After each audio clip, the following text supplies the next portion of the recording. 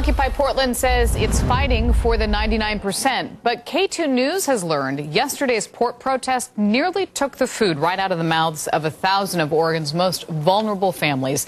The protest stopped volunteer truckers from unloading at the Port of Portland so they could turn around and fill them with donated produce. And that produce was bound for the annual Food for All drive that distributes it across the Willamette Valley. K2's Tom Jensen is live at the port now. And Tom, this was one of the more disappointing side effects of the shutdown there yesterday.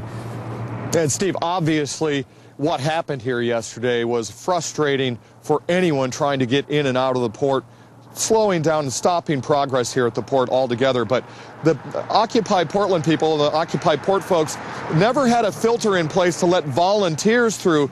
You know, you hear them talking about the 99%, but they had no filter in place to let those volunteers through who are trying to help the neediest of the 99%. Perrydale High School student volunteers are working to meet a deadline. Yeah, you come out. Trying to get this truck stuffed with 32,000 pounds of fruits and vegetables to needy families on the coast. The annual effort by Perrydale students and hundreds of K-12 kids from across the Willamette Valley ran into a major roadblock at the Port of Portland Monday. Truckers could not get to the tens of thousands of pounds of donated fruits and veggies headed for Perrydale High after occupiers shut down the port. I don't have any tolerance for the sit-in situation at all. They knew they were moving it to the port. They should have stopped it immediately. Ruan Trucking stepped in and quickly donated a truck, and driver Bruce Simonson volunteered his time to get the produce and haul it to Perrydale. Kirk Hutchinson started the Food for All program through Perrydale's Future Farmers of America program more than 13 years ago.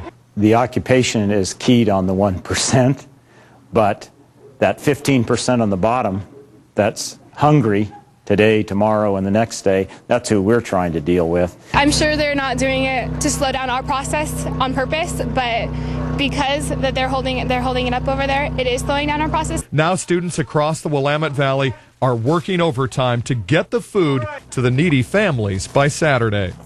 We've never been late, and there's nothing we can do about it except just work harder once it gets here. We will meet the deadline. There's no question that these kids behind me won't pull through.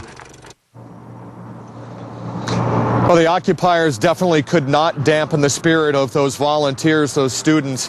As you heard, they said they will get the food to the people on time. They say they have to have that work done by Thursday to make sure that the food is in Coos Bay by Saturday. Live at the Port of Portland, Tom Jensen, K2 News. They're determined, and you can bet the recipients are happy to hear about that. Tom, thank you.